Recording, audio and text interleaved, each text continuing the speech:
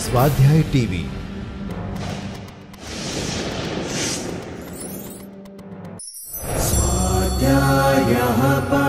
Doctor Baba Saheb Ambedkar open university.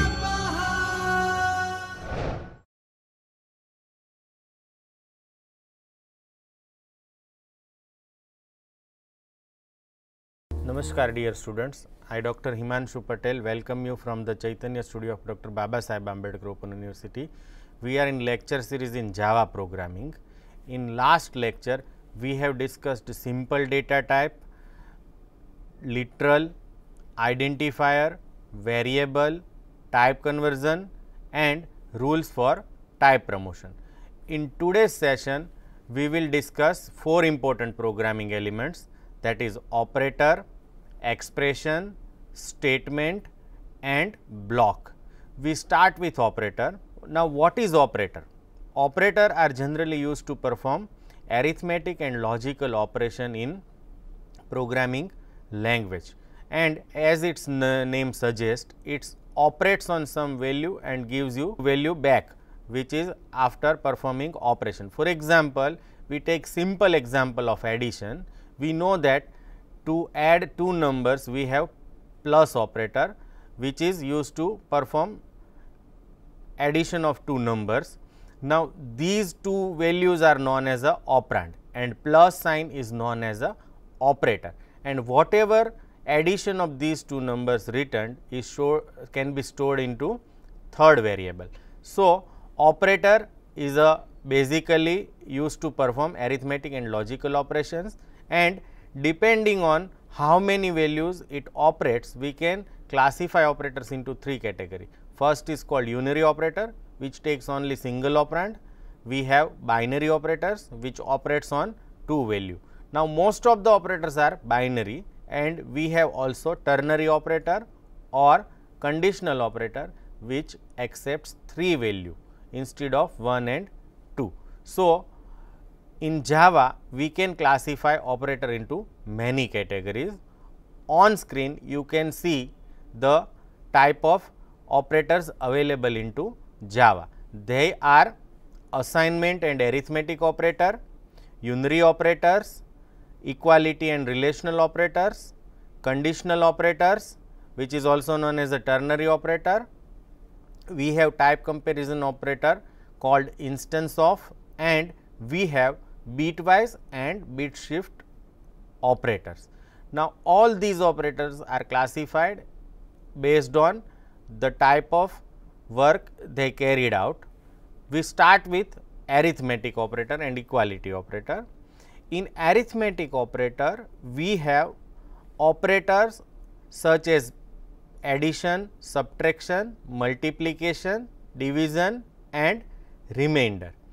Now, last operator is assignment operator, which is used to assign one value to another value.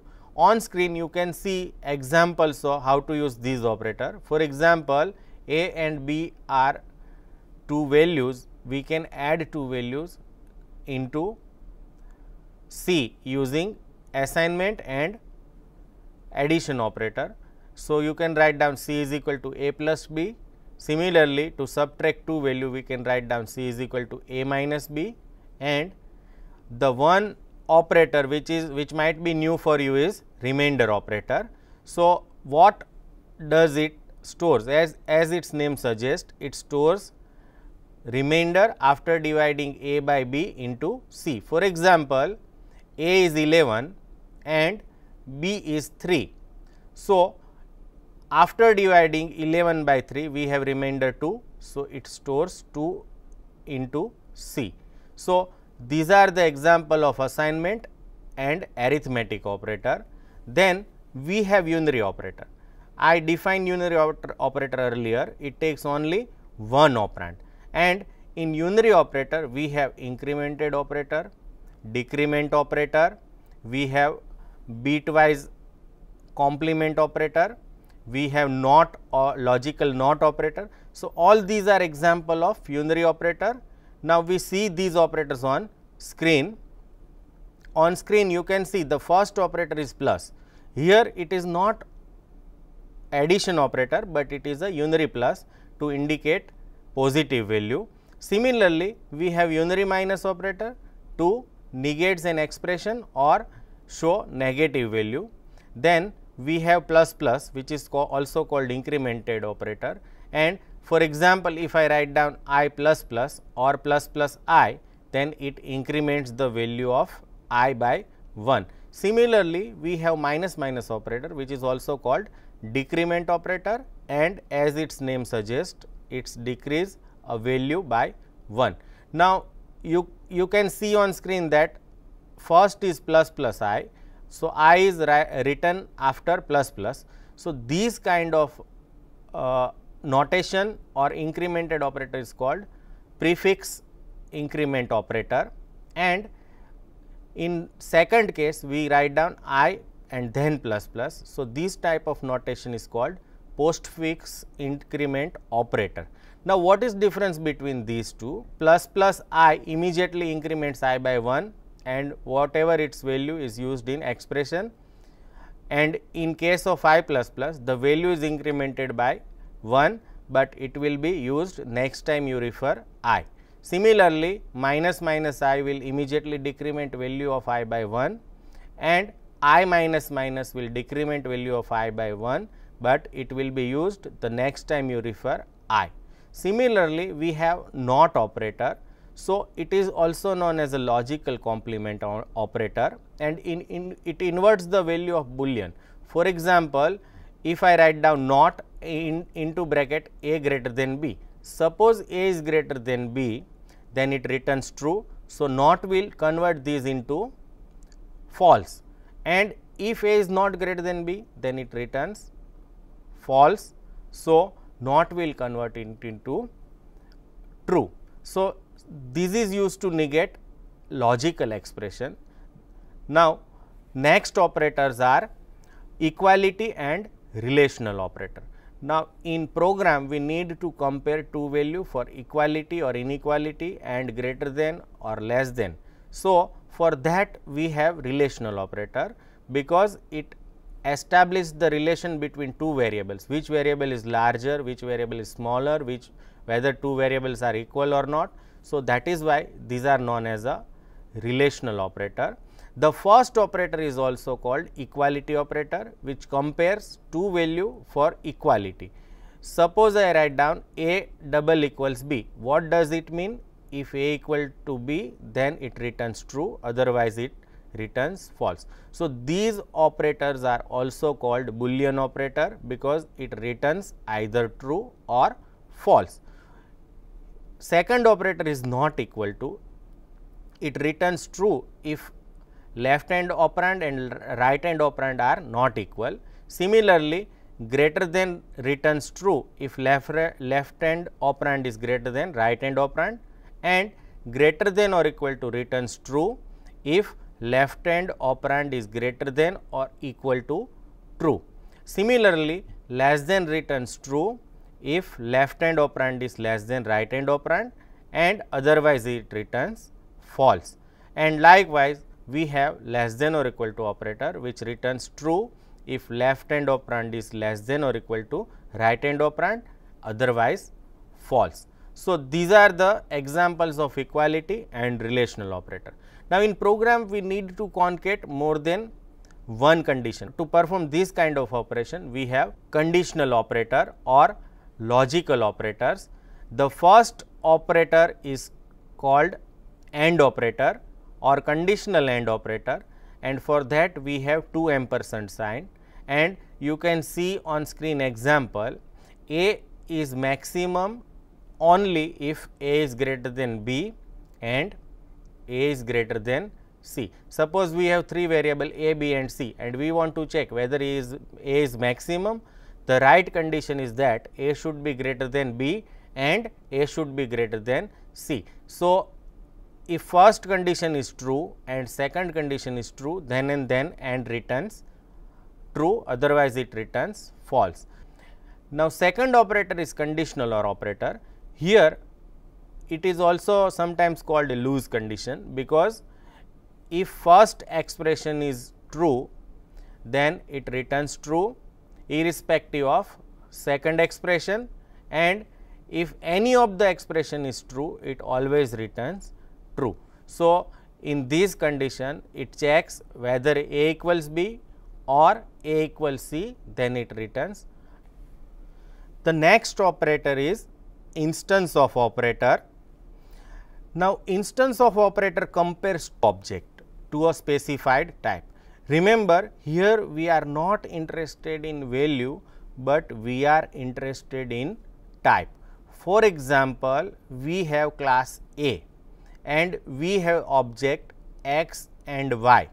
So, we can say x is of type A and y is of type irrespective of value that is stored inside x and y. So, these type of comparison where we are interested not in value, but the type of operand, we can use this instance of operator. So, instance of operator compares an object to specified type. You can use it to test if an object is instance of a class, an instance of a subclass, or an instance of a class that implements a particular interface. In inheritance, we will see how to use this instance of operator, because in inheritance we can say a child class is also of type parent class.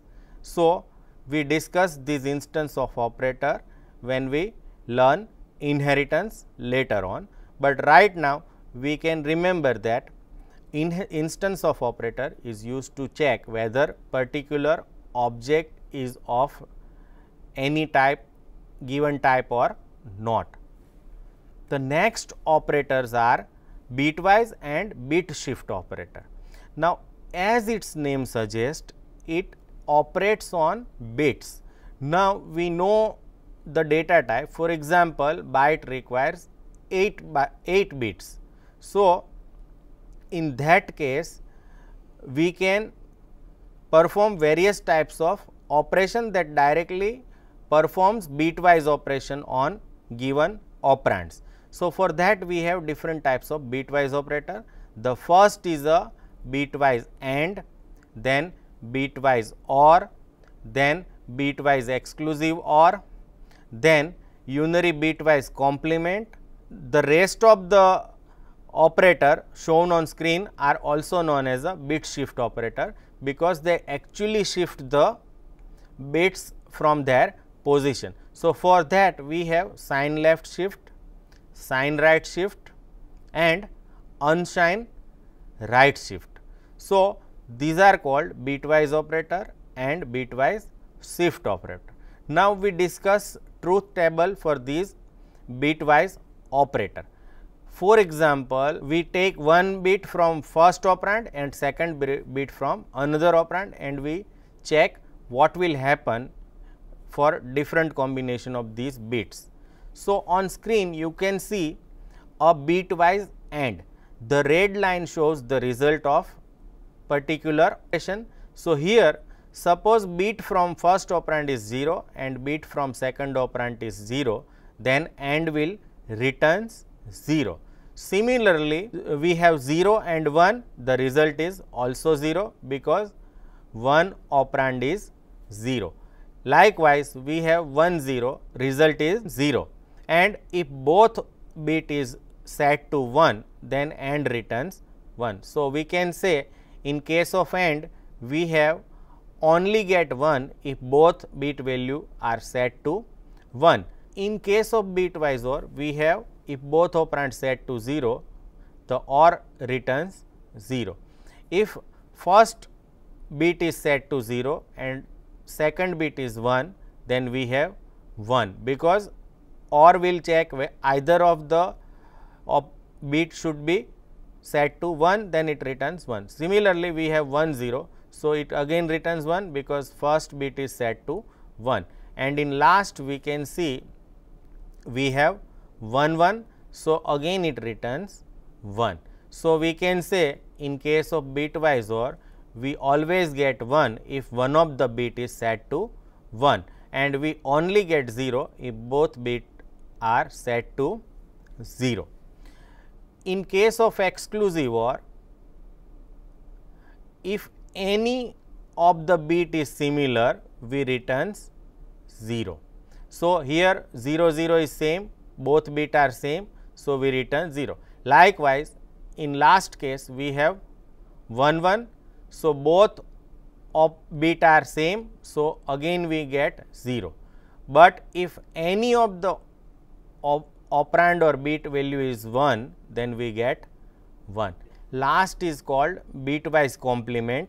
So, if bit is 0, it is set to 1, and if bit is 1, it will set to 0. Now, we discuss different types of operator. Now, in any expression or formula, we using many operators at a time. So, which operator will be evaluated first? So, for that Java defines operator precedence. Operator precedence defines which operator will be evaluated first. So, on screen you can see the operator on top has a higher precedence, that means postfix operators have higher precedence than unary, and unary operator has a higher precedence than multiplicative, and multiplicative operator has higher precedence than additive, and likewise as you go from top to bottom we have higher precedence. So, if expression use multiple operators, the operators listed on top of table will be evaluated first, and the operators which are at the bottom will be evaluated later on, and it follows these hierarchy. So, low on table represent low priority and top on table represent high priority. As I mentioned earlier, operator with higher precedence are evaluated before operators with relatively lower precedence, and operator on the same line have equal precedence. Then when operator of equal precedence appears in the same expression, a rule must govern which is evaluated first. Now, all binary operators except for the assignment operator are evaluated from left to right, and assignment operator are evaluated from right to left. Now, we understand these operator precedence with one example. So, you can have better idea about operator precedence, but for that you have to remember this table. Now, we take one example. For example, we have integer value I is set to 10, and we write down integer n is equal to I plus plus and then modulo 5. So, you might think what will be the answer and which operator is evaluated first. So, we know that I plus plus will be evaluated first, and then we apply modulo 5. So, we want to know what are the values of I and n after the code is executed. So, you might think what will be the answer. I will be set to 11 because we have incremented value of I by 11, but n is assigned to 0. Why? Now, we know that in case of postfix incremented operator, the value of I will be incremented by 1, but not used immediately. So, I is only 10, and 10 if divided by 5 will give remainder 0. Now, we use prefix increment operator. So, I is again 10, but this time we have used prefix incremented operator. So, value of I will be become 11 and immediately used in expression. So, 11 modulo 5 will give remainder of 1. So, we can say I is 11 and n is 1. I hope you understand this example. Now, we take one more example where we use more than one operator and operator with same precedence. The previous example was clear because one operator has a higher precedence, obvious higher precedence than other, but what will happen if both operators have same precedence? So, we take another example. On screen you can see we have expression like this, 1 plus 2 minus 3 into 4 divided by 4. Now, how these will be evaluated? So, we know that the multiplicative operators have higher precedence than additive. So, obviously multiplication and division will be evaluated first, but remember multiplication and division has the same precedence. So, what will happen, as we mentioned earlier, these operators if have same precedence will be evaluated from left to right. So, 3 into 4 is evaluated first. So, in first line you can see the first 3 and 4 is evaluated, and then whatever answer we get will be divided by 5. So, our answer is 12 by 5, which is performed second, and 12 by 5 will result in 2, because when we divide one integer by integer, the result is always integer. So, we have 2 then, and then we have 1 plus 2 3 minus these 2, which ultimately results in 1. So, our answer will be 1. So, this is a example where we use operator with higher precedence and same precedence, and know what will happen when two operators have same precedence. Remember, they will be evaluated from left to right. So, operator on left are in expression will be evaluated first. We already write down some of the expression. So, expression is a construct made of variable, operator and method invocation, which are constructed according to the syntax of the language that evaluated to a single value. One example of expression is shown on screen to find roots of quadratic equation. So, we have formula minus b plus square root of b square minus 4ac and whole divided by 2a. So, this is a example of expression. We have used operators, different operators, and we have also used method invocation, which is a math.sqrt to find square root of b square minus 4ac. So, this is an example of expression. Now, what is a statement? A statement forms a complete unit of execution. We can classify a statement into different types. For example, expression statement, which might be assignment expression or any use of incremented or decremented operator, method invocation such as math.sqrt, and object creation expression that we discuss later on. And we have declaration statement that we have seen earlier, and the control flow statement that we discuss later on, like if else ladder, for loop, while loop, switch statement, etc. So, these are control flow statement that we are going to discuss in next session, but we can say a statement is a unit of execution and we can classify statement based on what it does.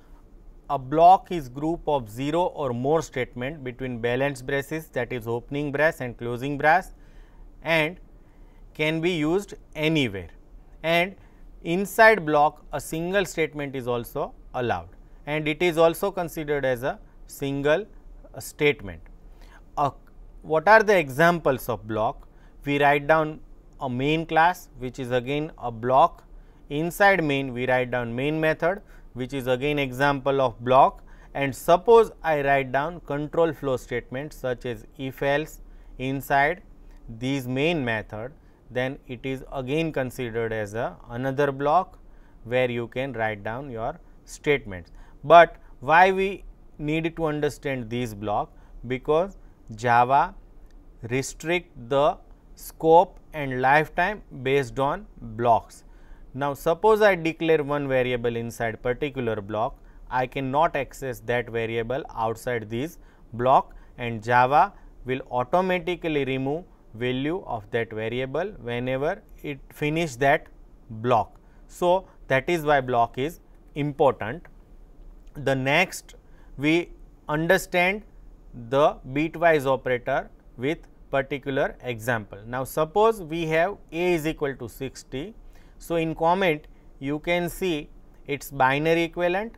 In B we have 15. So, you can see its binary equivalent also, and inside C we have initialized 0. Now, we want to discuss what will happen when we perform binary operations or bitwise operator on A and B and store value inside C. So, we first perform AND operation. So, here we have already discussed truth table of A and B. So, we start from leftmost digit. So, 0 and 1 will result in 0, then 0 and 1 again result in 0, but these next to 1 and 1 1 are matching. So, it will be again initialized to 1 1, and all rest of the 1 0, 1 0, 0 0 and 0 0 will result in 0 0. So, we have answer which is shown in comment. Suppose I want to perform OR operation. So, anywhere we have 0 and 1 or 1 1, we will get 1, that is shown on screen, that you can again verify from truth table that we have discussed. When we perform exclusive OR, if both digits is 1 and if both digits are 0, then we have 0, otherwise we have 1. If I write down bitwise complement for A, wherever 0 is there in A, it will converted into 1 and 1 is converted into 0. So, we can see the result on screen. Now, suppose we want to shift bit of A by 2. So, these operator will shift 2 bits left position in A. So, we can see first 0 0 are discarded and these 1 will be shifted to 2 left side position. So, we have these 4 1 0 0 and the remaining last 2 position will be filled with 0. Generally, this bitwise shift is used to perform multiplication. So, here it multiplies the original operand by 4. Similarly, bitwise shift right is used to perform division. So, again it will shift all digits to right side 2 position. So, we have these 4 4 and filled in position are remaining position are filled with 0, and generally it performs division. So, if I shift by 2, it will divide by 2 raised to 2, which is 4. So, we have 15 in case of bitwise shift right by 2. Now, we want to understand bitwise shift operator. So, we take this example. Here we have A is equal to 52, B is equal to 2 and C is equal to 0 and D is equal to minus 16, and we can see binary equivalent in comment. Now, we want to shift right by 2 digits, bits of A by 2 digits. So, you can see the result on screen. This will again shift all bits to right position by 2. So, the result is shown on screen, and we have last operator. Now, what is difference between second and last operator? So, generally if value is negative, it will be converted into positive. So, here This will again shift all bits of A by 2. So, the result is same as a previous example, but what will happen if value is negative? So, here we have D is initialized to minus 16, which is whose binary equivalent is shown on comment. So, it will shift.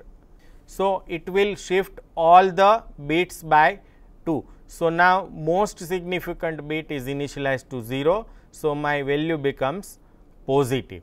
So, this is the only difference between two form of bitwise shift right. So, in today's session we have discussed operator, expression, statement and block. We have also take examples of how these operators works. We have also discussed operator precedence, so that you can understand actually how complex formula or expression is evaluated. I hope you enjoy this session. Thank you and happy learning.